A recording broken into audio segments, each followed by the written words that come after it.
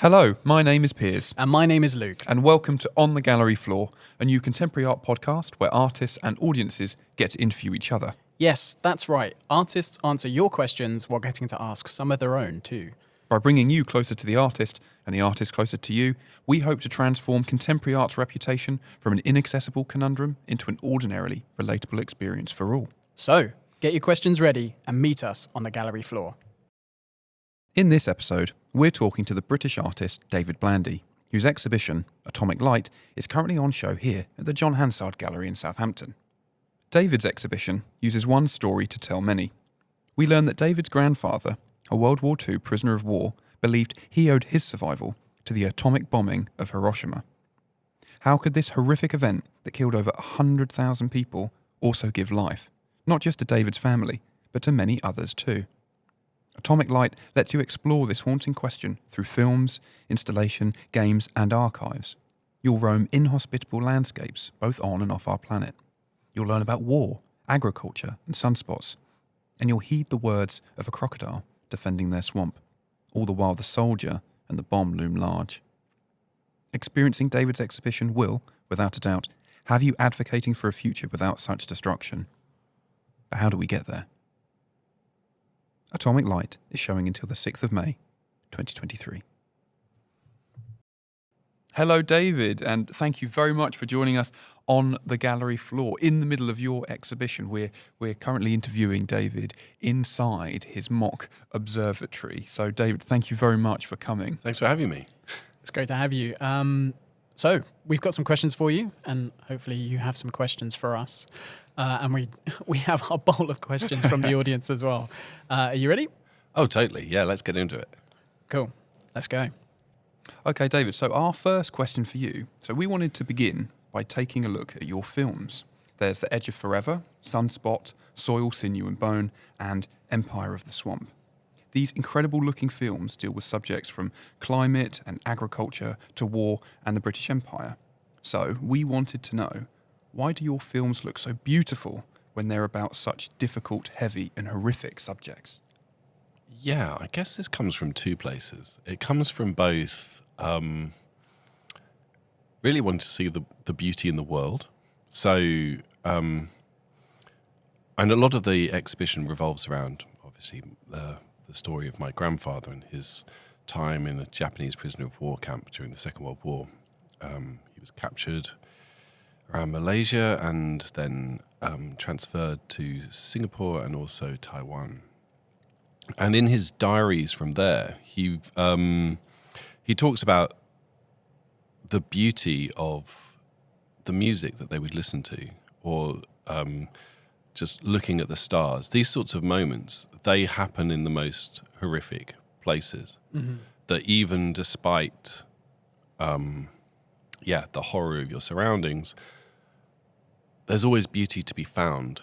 I think another element is, like from the Rachel Carson book, looking at the beauty of the world as a way of thinking, as a way of kind of world building. Like, you know, you can tell a story of the world to a child that would make them think, you know, why do I want to even exist in this world? There's quite a large movement against just general procreation, etc.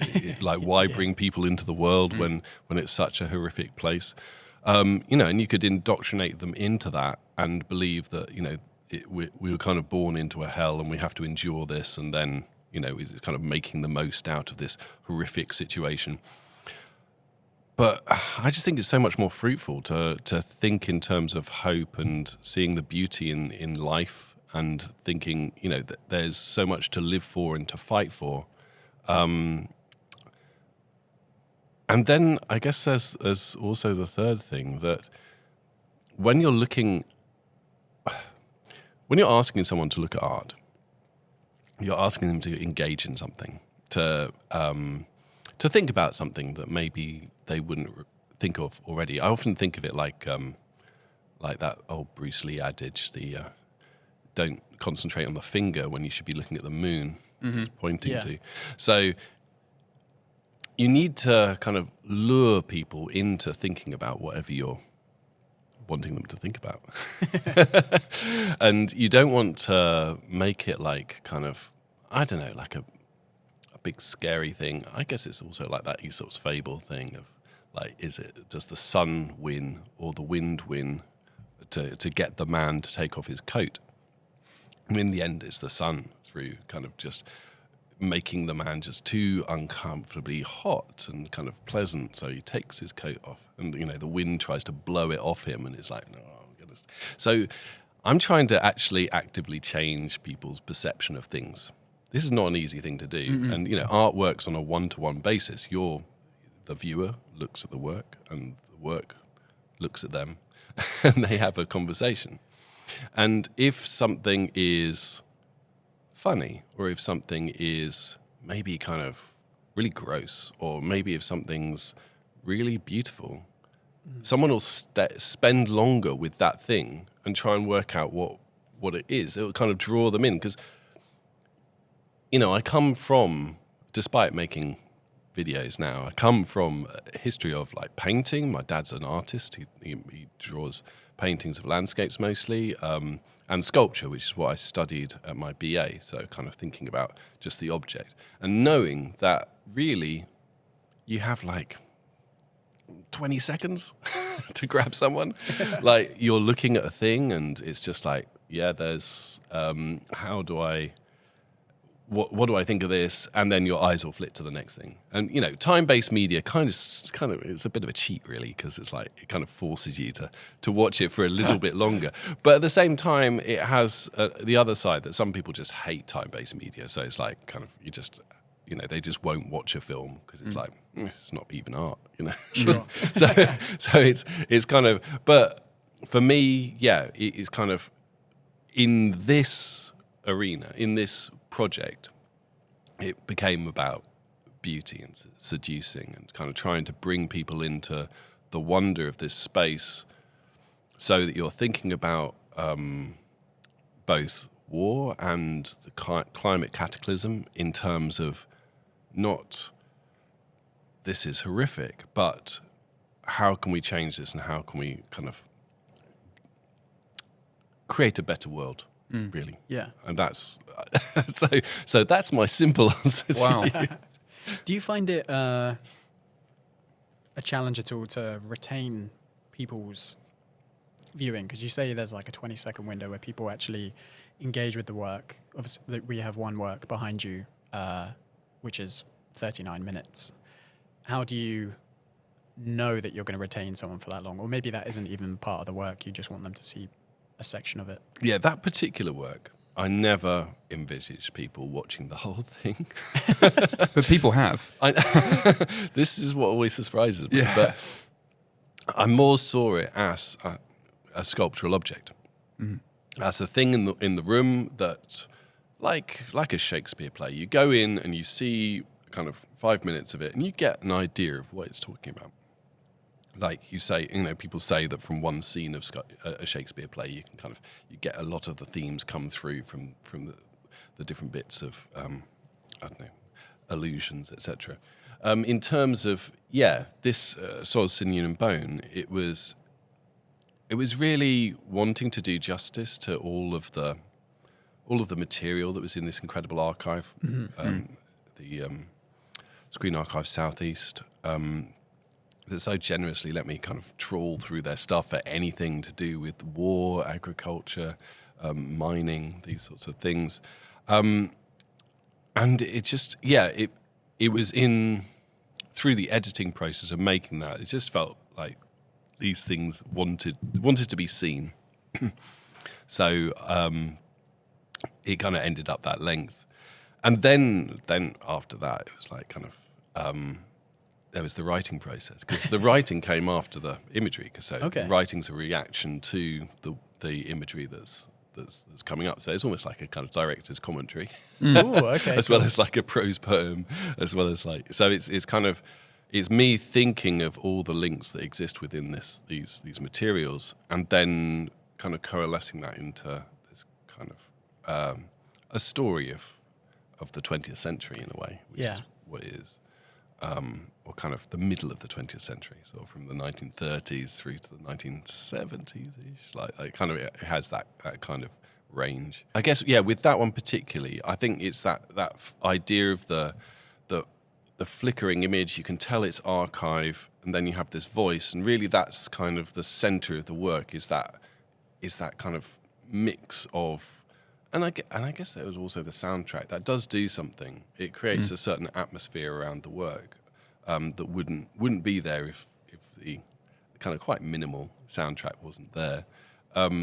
It's those three elements colliding to create a kind of,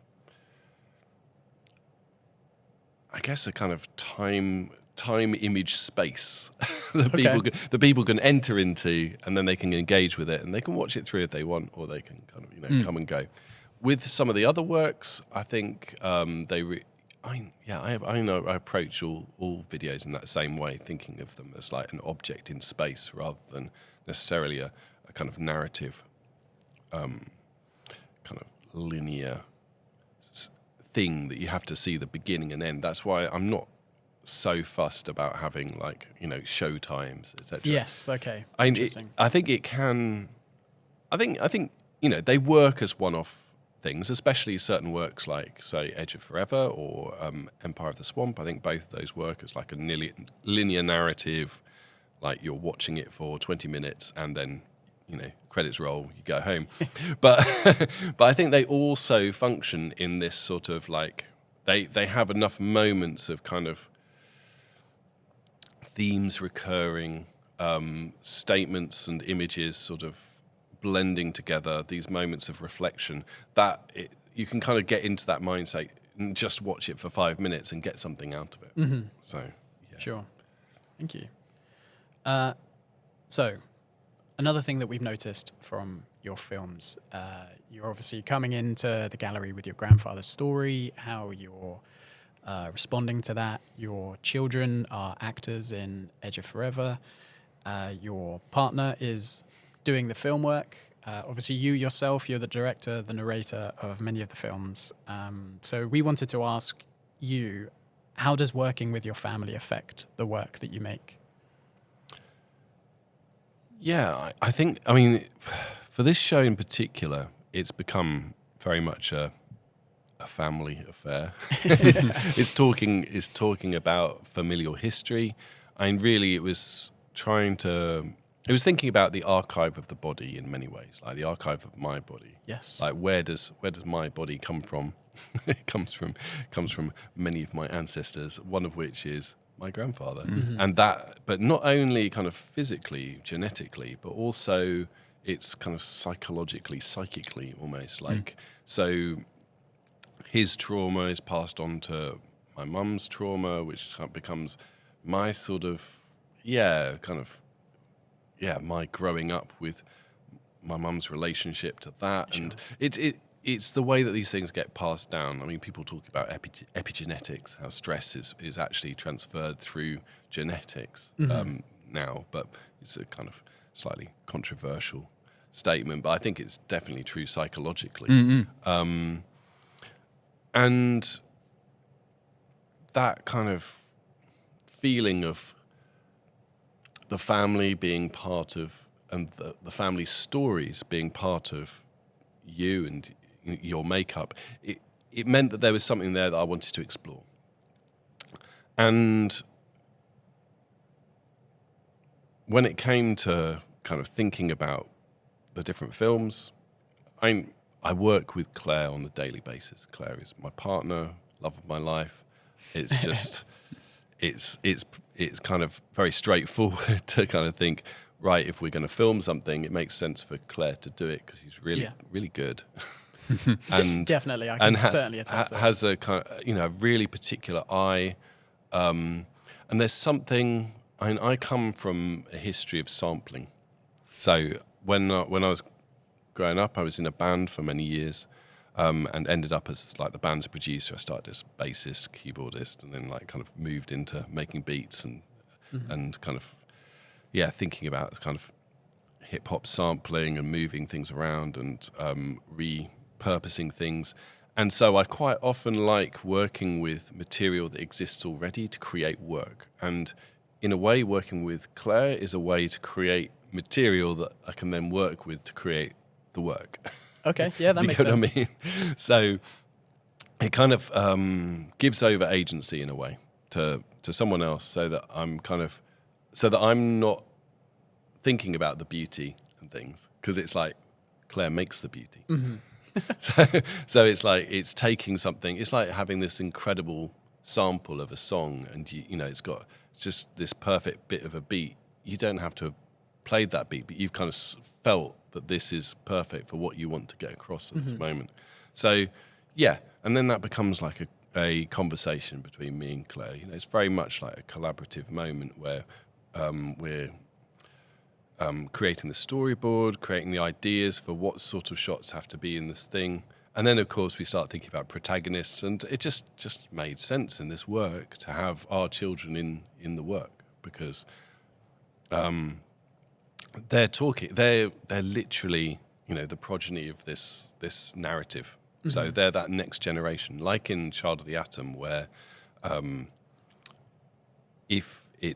that's a film which is about my and Phoebe, my daughter's, travel to Hiroshima, to a kind of a sort of origin space for us, because my grandfather always believed that he was saved by the Hiroshima bomb. That if the bombing of Hiroshima hadn't happened, then he wouldn't have survived being a Japanese prisoner of war. Largely contentious statement, but pretty much there's a lot of evidence that I would say backs his theory up. Yes, sure. And so yeah, for her to be there in that film as the reason that I'm there, that I often say that, you know, I can imagine a world without me, but as a father, I can't imagine a world without her. Mm-hmm. So she has to exist. So that it gives another layer to that work, that it's a complicated space.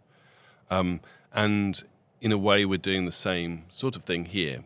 It's them finding kind of remnants of my grandfather's thoughts in the landscape, and discovering this landscape that's been destroyed by generations prior to them. How do we make a new world? It's sort of what that film is thinking about. And you know, really it's their conversation with me as much as it is with my grandfather. It's like, you know, we have to deal with the mess that you haven't sorted out. It's kind of what they're saying. Because you know, my generation, we've kind of, you know, we've fought for the environment to be more listened to. Yes. But have we affected real change? You know, have we changed society in a fundamental way? No, we haven't. We've kind of really stayed with the status quo, and that, you know, in many ways, that's my generation's failure. You know, there could have been a kind of a real seismic shift of things. It didn't happen. Mm-hmm. But you know, we have to own up to that fact that, you know, we made kind of gradual changes, but didn't really make those fundamental changes. It could have made a very different world for her and for Samson to grow up in. So, yeah. So I think, you know, there's a lot of anger in that film, I think. You know, and it's partly from my script, and it's partly from the way that Phoebe talks through it. Mm-hmm. And, you know, I think it's that contrast between the beauty and the kind of the rawness of her voice.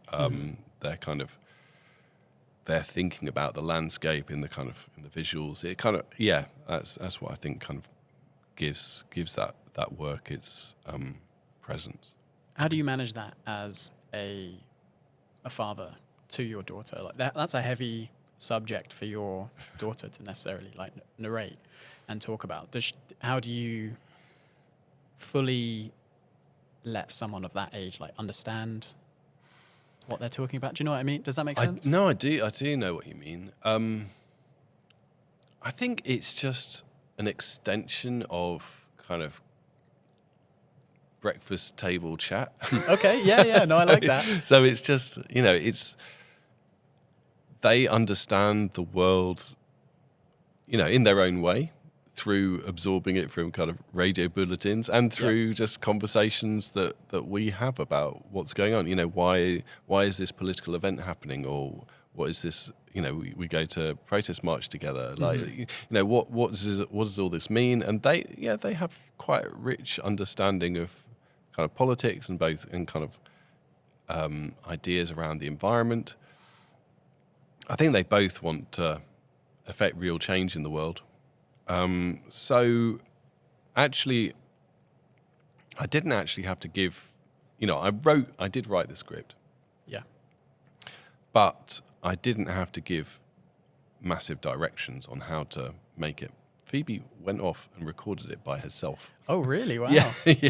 Yeah. We just, I have a little Zoom mic, and she recorded in my bedroom because, Claire and I, my bedroom is like kind of the smallest room in the house, and it's got basically just like a mattress, and so it's quite well soundproofed in a weird way. And she just recorded it. I think she did 2 takes just by herself, and then I listened through it. It's like, okay, cool, we got this. So. There's a couple of moments in the film where I kind of think, maybe I should have got her to redo that. But anyway, it's like it was amazing. Like, well, you say that the way you described your wife doing the filming, it kind of sounds like video collage in a way, where so you've grabbed the narration from your daughter, you've grabbed the video, and you can't necessarily change collage because it's already pre-made for you. So that's nice. It's nice that. Yeah, I think of it in that way, I think collage is kind of the basis of my practice. Yeah. It's kind of taking this thing and that thing, putting them next to each other, and seeing what happens and what it means. I think if there's anything consistent in my practice, it's that kind of approach to things. I mean, my aesthetically things vary wildly between different projects, but I think the approach remains the same. Yeah, awesome. Thank you. Although your children aren't here today to answer, how do they find having a dad that is an artist and being involved in what I see as it's almost like a family outing, but ends up becoming this incredible artwork? How do they find it? I think they enjoy it. There was a period when Phoebe was like 6 or 7 where she really liked watching Child of the Atom because it was her when she was really young. It was that kind of weird family album kind of aspect to it. Now I think they enjoy it. They don't cringe at seeing themselves like ridiculously huge in a gallery. And they don't protest too much about coming to openings and things like that. I mean, they go to lots of galleries and kind of just to see other people's work, not my work. So it's just part of it's part of their life experience. They just it's it's part of life is art, I guess. They're surprised sometimes. They do Google me sometimes, like, "Oh, Dad, you've got your own Wikipedia entry." It's like, oh God. Do they update it? I wish they would. It's it's a really weird thing, like Wikipedia entry, because it's you can't do anything about it because it's like it all has to be. It's like verified information. Exactly, it's all verified by external stuff. So you're not a source on your own life. But it's me. I did this. Which is so different from you reading your grandfather's memoirs, which is more subjective. You've not looked at a Wikipedia of your granddad. This is something written by him. So, maybe there should be an alternative Wikipedia page that we will get to write about ourselves. Primary source and then Yeah, I wonder how that would go down. Thank you, David. No problem. David, we've got one last question for you, but it does come in two parts. We know that you work with a variety of media as an artist, so... For me, I would like to know what or how do video games influence your work? And I would like to know what literature, theory, philosophy, anything like that influences your work. Wow. Okay. Well, Big questions. I'm going to start with video games. Yeah. 'Cause in a way, video games came first into my life. Okay, interesting. So, yeah, I got obsessed with video games from probably about the age of 6 or something. Join the club. Like, so... What was the first one? Go on. the very first one. What got you hooked? Oh, God. I mean, my dad got an Amstrad 6128 with built-in disk drive, which is not a great gaming machine, it has to be said. Can't say I've ever heard of that one. Yeah, it's a real, like... Yeah, it's kind of the same era and ilk as like the BBC Micro. So it's like, it's a home computer made by Alan Sugar, who ran Amstrad. I don't think he made my particular computer, but yeah. It's signed by Alan Sugar on the inside.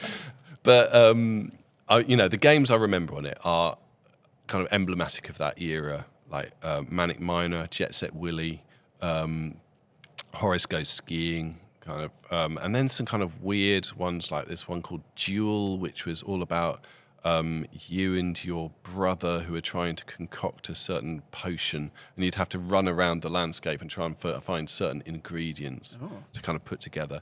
It was ridiculously hard. Like, there's no chance you'd ever beat your brother. You'd see him scooting around occasionally, like kind of through these pixelated screens, going far faster than you ever could, and you just kind of, this is ridiculous. But it was fun nonetheless.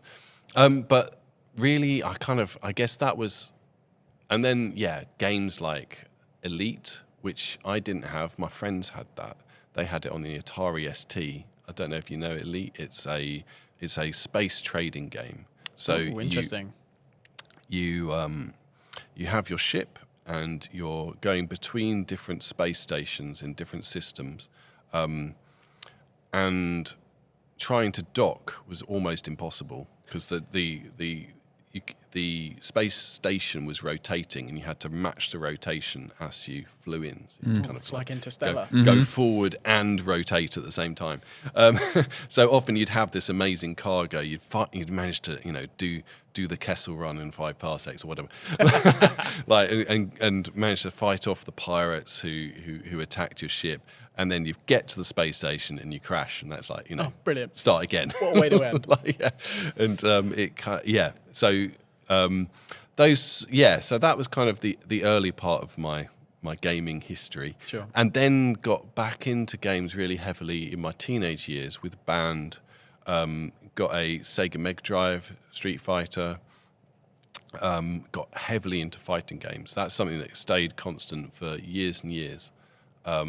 I was playing, Street Fighter 2, then like games like Tekken 2, like in the end ended up making a piece of work about Tekken 2. Oh, cool. Where I took the background out of Yoshimitsu's stage in Tekken 2. It's just like a forest, and projected that onto the gallery wall.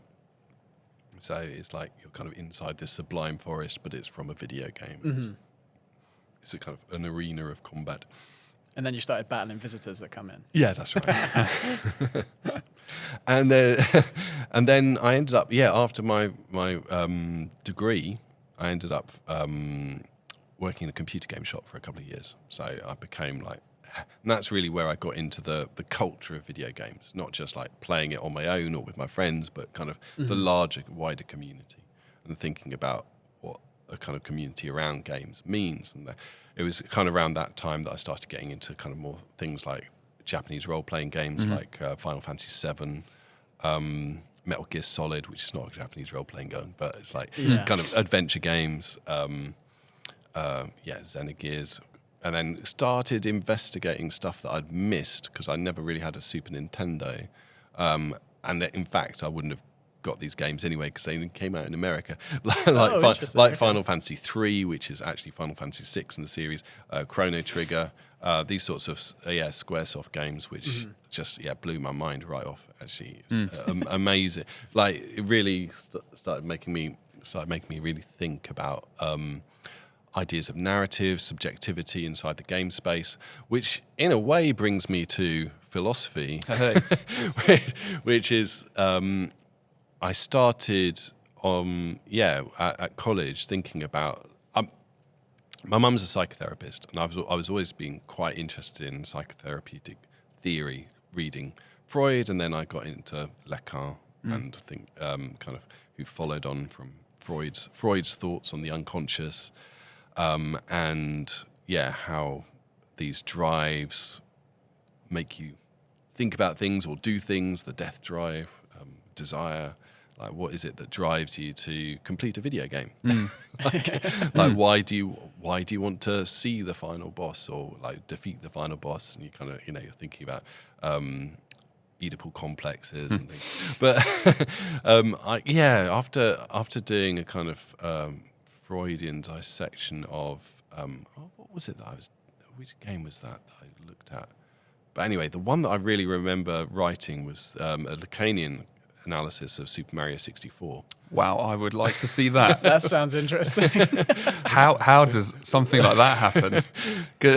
Well, I was thinking about the symbolic, imaginary, and real, and started thinking about the real of how that kind of mapped onto ideas of the self, viewing the self, the objet petit a, which is the Mario on the screen, becomes like this part of you that's in the world that you can manipulate with your controller. It has this kind of illusion of complete mastery over, so you can kind of make him slide this way and that way and that way. But then, then there's the limits, which is that there is no button for, I don't know, pick your nose or something. It's like that just doesn't exist. You only are able to interact with the game within the limits of what is allowed, which is sort of like the symbolic, really. It's like this kind of, the overriding law of the thing. So I was kind of investigating it in those terms, and it was from that I kind of got into all sorts of different types of theory. So I guess what I've been reading recently is I've been reading David Graeber, this one, The Dawn of Everything, which is a really interesting dissection of the history of society, and how it's often supposed that the kind of early prehistoric societies would have been, I don't know, nomadic, would have been maybe egalitarian, or would have been just dog eat dog, just really kind of vicious, and that in fact, we're dealing with such vast amounts of history and so much variation that it's kind of absurd to think that there was just one type of society back then, and that it's much more likely that every form of society has existed and has thrived at some point in history, and that we're just one little example of that. We're just a kind of a moment within this whole great span of human existence, which goes back thousands of years. David, are you familiar with the game Rust? Yes. Because just thinking about systems and societies, it's funny when you might play these games or watch people play them online, how because they're so open, people form their little communities, and it is dog eat dog, or there's a hierarchy and maybe there's a revolution. So it's interesting how even in those virtual spaces, something of, well, if we can call it real, is also played out there. And I wonder, I don't know, through however many gaming lobbies there have been of Rust, or however many matches, whatever you want to call it, what's the development from somebody's logging in to logging out, and where do they leave from what, I don't know, French Revolution to Victorian industrial age, something like that? How do they go through that? From experience, it will last about 40 minutes. You'll join in, you're naked, you find a rock. Actually, you've got a rock, you bash a tree, you've built a base, and you're like, wow, this is the beginning of the end. I am going to go on to some beautiful things. And then someone comes in with a bit of C4, your door's gone, all your stuff's gone. And you're dead. Well, I guess that's the same with Minecraft. It's sort of quite. I mean, it's not perhaps not as violent, but maybe the violence is just hidden. But I imagine. I don't know. I don't think you've seen my son play okay. Minecraft. like the main ways that he plays Minecraft is player v player, and it's really? It's like big deathmatch things and PvP. stuff. Yeah. Like they're kind of going around and trying to get the best sword as quickly as possible, Yeah. and then kind of hacking away each other, chucking each other off cliffs and stuff. It's just hilarious. Like really, it's such a clunky interface for kind of PvP play, but yet Yeah, everyone just going, "Ooh." just a huge.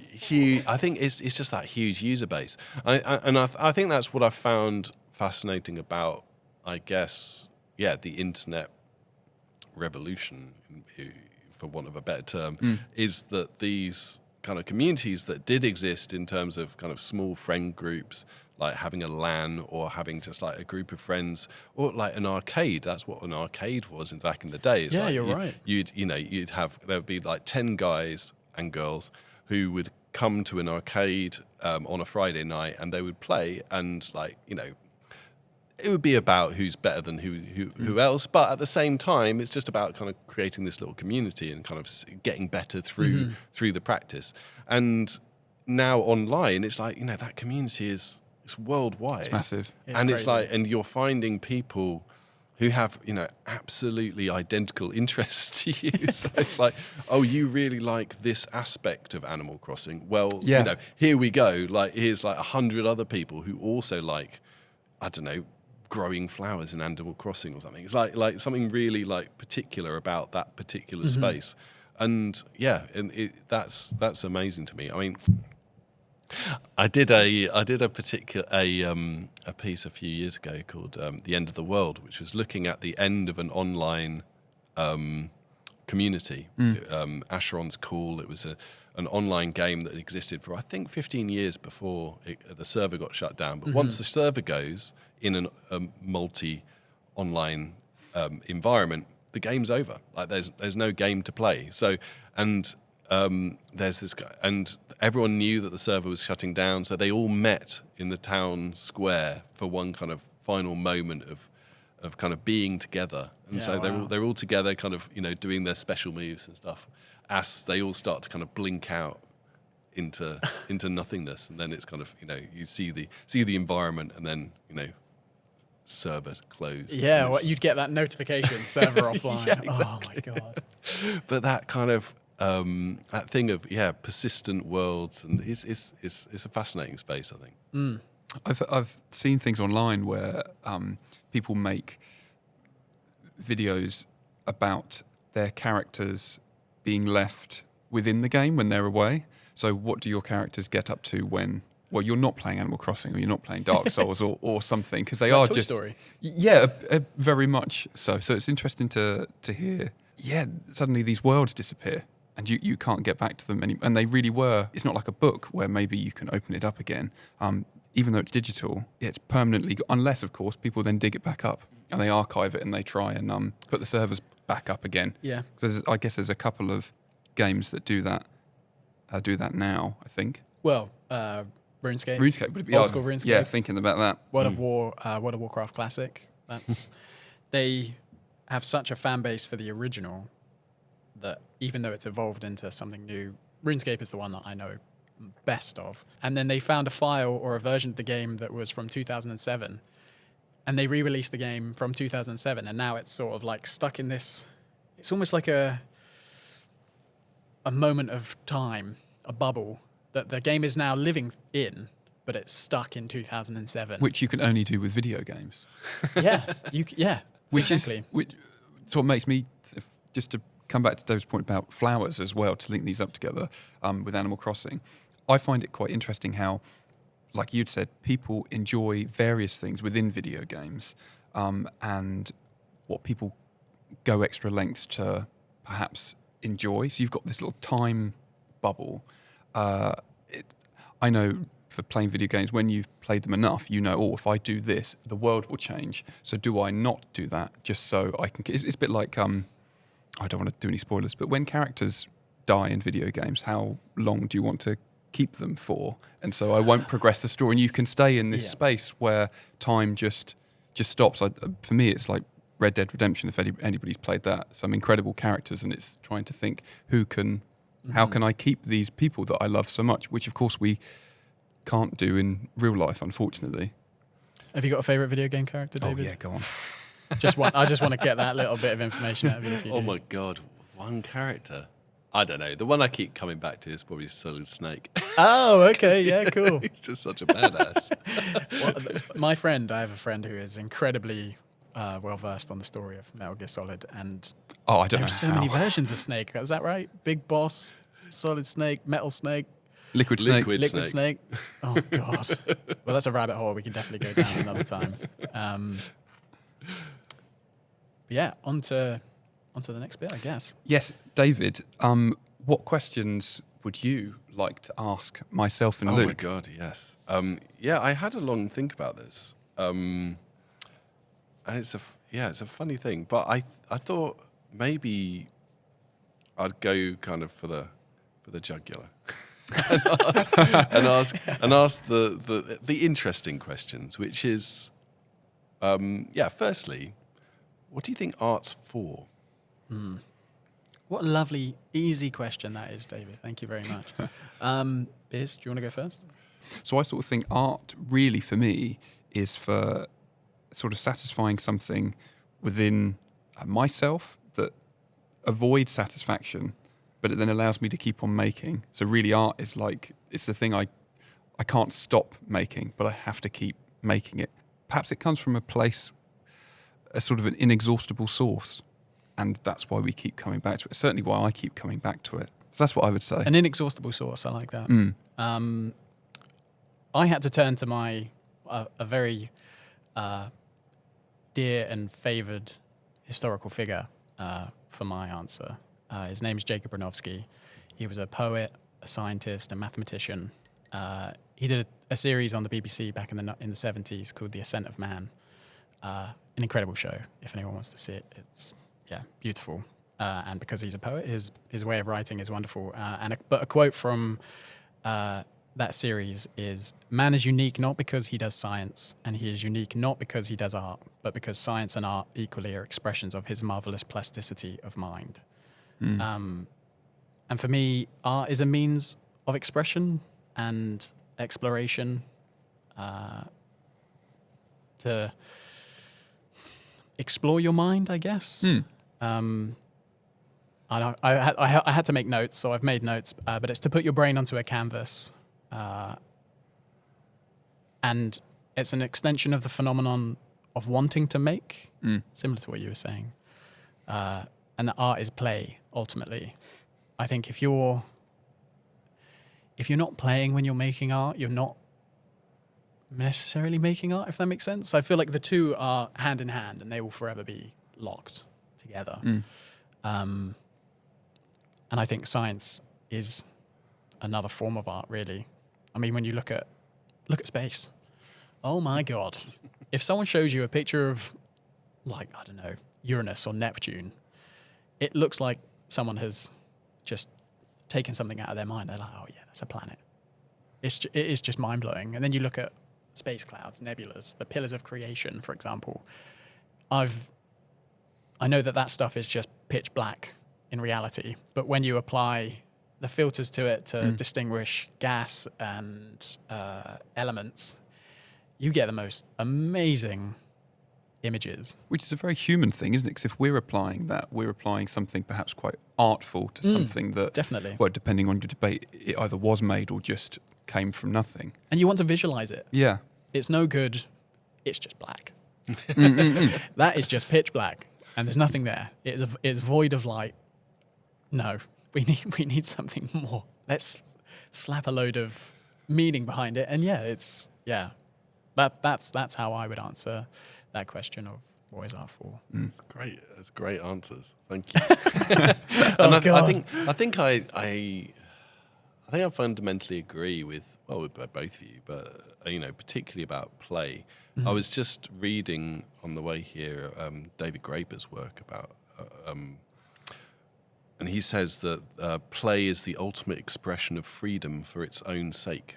And I think a lot of art is that. It's yes, we make art to communicate, but we also just make art to see what happens, to see something new that you haven't seen before. That's often my kind of impetus going into something. That's why a lot of my work looks really different. It's because I'm trying new things. I want to see something I haven't seen before, and how best to do that, but bring it into the world yourself. So yeah, it's a kind of play. Yeah. But yeah, I did have one more question, which was, what can art do? I mean, how do you want to tackle this, Piers? I'll tell you what, I'll do the easy bit and I'll let you do the hard bit.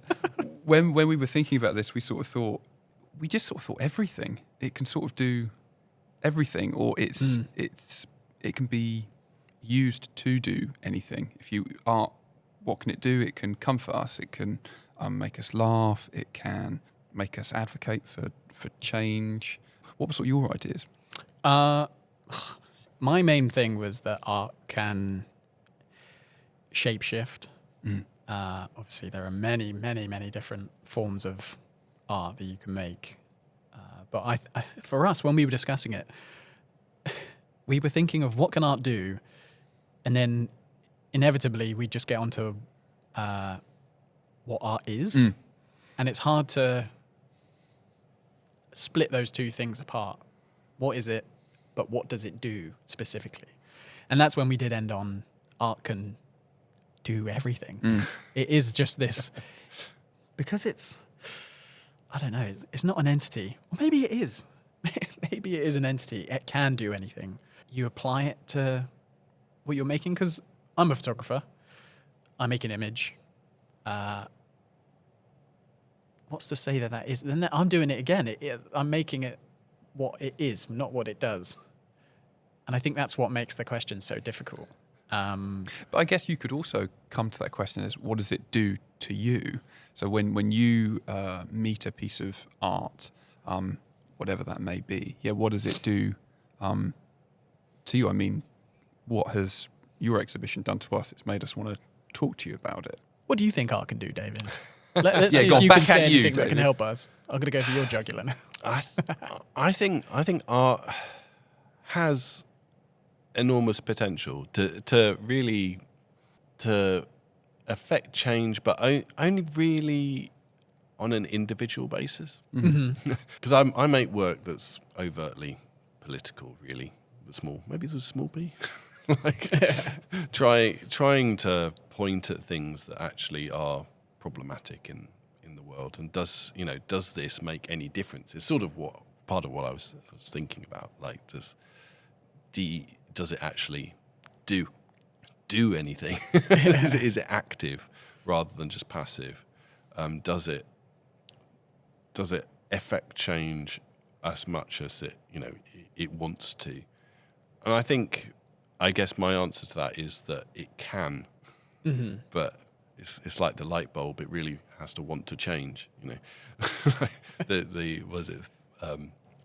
many psychotherapists does it take to change a light bulb?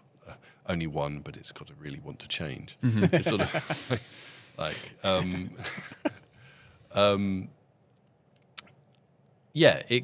think it can create a space for thinking about the world different, and I think it also creates a space for the individual eccentric voice, which in our kind of very commoditized, I mean, even social media is incredibly like kind of, everyone putting on masks in many ways. I think, art is one of those spaces that someone can say something really quite radical still, and it be seen and understood and thought about. I think it can do a lot. Well, I had a thought very momentarily then when you were talking about, it's kind of like that question of when a tree falls down in the woods, if no one's there to hear it, doesn't make a sound. Does art art's not doing anything unless they're choosing to engage with it. Whatever your intentions are with the work that you're making, like you were saying, art is on an individual level. It's only going to achieve that if the person takes the time to actually engage with the work. Like an image I make of a tree out in the woods isn't going to do anything unless I'm showing it to someone. But they also have to, in their own mental space, be in the same space as, or it's like reading. What do people say? When reading a book, when you read it a second time, it should read differently because you have changed. Well, I hope that satisfies you, David. Ready for round 3? Here we go, round 3. This is Okay. what we've been waiting for. So this is our favourite part of the show, David. We have our bowl of And questions rightly from so. Yeah. members of the public. You're free to grab any that take your fancy. Give it a jostle. Right. Let's have a look. Okay. Right. What have we got here? Right. If you could match your creative process to a song, what would that song be? Great question. Oh wow. Okay. And off the top of my head, the first thing that came into my head was it wasn't a song because I don't know what the names of all the songs are, but it was an album, DJ Shadow's Introducing. It's an album completely made up of samples, and it somehow has a kind of a real like soulful resonance. It's not just like kind of, hey, this is fun dancey track. It's like everything feels really like it has meaning. most of it's instrumental, but it does, and quite a lot of it is sampled from David Axelrod, who's like one of my heroes anyway. But it's kind of, yeah, it's got a real, like, it builds up things. It's kind of symphonic, but at the same time, you know that it's all collage, and somehow that mixture feels quite like how I go about making work. So yeah, that's where we. Okay, that's where cool. I get from that. We'll have to get that on Spotify in a minute. Thanks, Nidhi, for that question. Thank you. Okay. Yeah, thanks, Indeed. Next question we have one from Alina. Which agricultural model do you find more promising for the future? Wow. Well, there's a lot of agricultural models that are possible right now, but obviously, I'm all for sustainability. Mm-hmm. So sustainable agriculture, and I think there's a lot of naysaying about kind of full organic production, but I think we have the ideas, we have the space, we have the possibilities for it actually being possible. And then I don't see why you can't combine these things with, the kind of innovations in sort of vertical agriculture that have been thought of recently, where things are grown in kind of large, they're not really farms, they're kind of more like kind of buildings full of hydronics and etc. And it's a way of producing food, and kind of combining all of these possibilities, I think is a way forward. Mm-hmm. So that would be my answer. Cool. Thank you. Apologies to all agronomists out there. But yeah.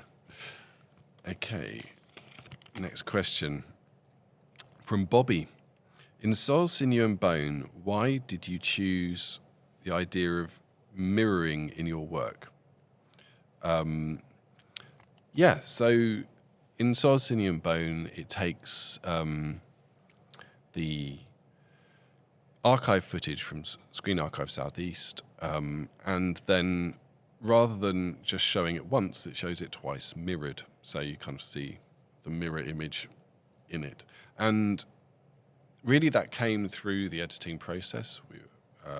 Claire and I were editing it together and looking at it and thinking about how the image was working. We slowed it down to half speed. It kind of gives it a slight judderiness, but it also means that a lot of the glances, etc., become more obvious. But I was very aware of it being kind of feeling very boxed in, kind of so used to kind of 16:9 images, larger widescreen things, and sort of thought, how can we kind of build out? We don't want to crop deep into the image. Could we maybe reflect it and just tried it out as an act of play, really? Let's try mirroring it and see what happens. And what it does is it kind of makes the landscapes much wider. It kind of it opens the space out, and then it also really highlights those moments where, say, certain people look straight into the camera, or it makes everything feel much more emblematic, iconic, almost like it gives more significance and weight to everything instantly through this simple act of mirroring, and it makes it more kind of immersive in a weird way, because you're kind of dragged into the center where the reflection line is. Yeah. So yeah, once we tried it, it just made so much sense, and there's so many ideas of reflection in not just that work, but also in the show as a whole, where ideas are reflecting each other. You see kind of certain motifs, the observatory dome, the different instances of children, they play across all these different spaces and all the different films. So it just made sense to have reflections in there. Did the narration for the film, did that come before it was mirrored? Did the mirroring change your narration at all when you were writing? Yeah, no, it came before the narration. That was it was a completely. Not completely finished film, but it was mostly edited before I did the narration. So yeah, I'm sure it influenced what I came up with. Cool. So yeah, it's always weird, that process. Got a question from Emma. How do you juggle family life and artist career? That's a really good question. I think there's always a fear for an artist that the two are incompatible, that you can't be a parent and be an artist. And I think that myth is quite kind of prevalent in the art world, that it's almost like, parenthood is sort of seen as like a failure state almost. But actually, I mean, I think if anything, it's made practice richer. It's made it feel more personal and real, like I'm making something for a future rather than just kind of for myself. In practical terms, I'm very much like a stay-at-home dad and artist. So it's like, I make the kids breakfast in the morning. We kind of, get dressed together, all the usual kind of dad stuff. I mean, not anymore. They're too old for that. But like when they were going to primary school and stuff, it'd be finding their socks and everything. But and then you're fitting your work. I mean, I think it's kind of these sort of labels are quite arbitrary, aren't they? Between kind of art, life, work, but your kind of artwork. Around what's possible with like the school day, and when and before they went to school, it was difficult to kind of eke out the odd hour to answer a whole bunch of emails, and you kind of almost feel like you're just running to stand still to keep things going, but it's possible, and I think it's actually in the end beneficial to a practice. Well, it's been beneficial to my practice. I think other samples may vary, but I think it's always been important to me that it's not that my practice didn't live in isolation from the rest of the world. And I think this, being a dad is kind of a big part of that. It's like, I'm still very much involved in the culture of young people, because it's being brought into my house. So kind of see how culture is evolving. I think it kind of gives a necessarily kind of reality check on things as well. It's like, you can't just be thinking about kind of esoteric things all the time. You've got to think about things a very straightforward way as well. Okay, one more question. We've got a few questions in here. So who's the lucky one? We've got Sarah's question. Do you have an affinity with nature? Nature's a big part of my life. I spend a lot of time on walks with my family around the Downs and kind of further afield around Sussex. I live in Brighton. And it's always been a large part of my life, I think. It's just, my dad's always been obsessed with landscape and, walking and bird spotting. I was a member of the RSPB for a long time. Oh. All these kind of... and I think the way that that nature has become such a central point in contemporary discussion, kind of has come organically out of that, like understanding that we are nature. Mm-hmm. It's not that there's this separation. There's not kind of humanity and nature. It's just part of the same continuum. And what affects one thing, inevitably is affecting us. Like we're hurting ourselves through hurting this other part of ourselves. So, change the world, kids. What a message to end on, absolutely. David, it's just been an absolute pleasure. Thank you so much for coming. Yes, thank you. Thank you very much. Oh, thank you both for having me. It's been really, really fun discussion. Thank you very much for listening, and we will meet you on the gallery floor next time.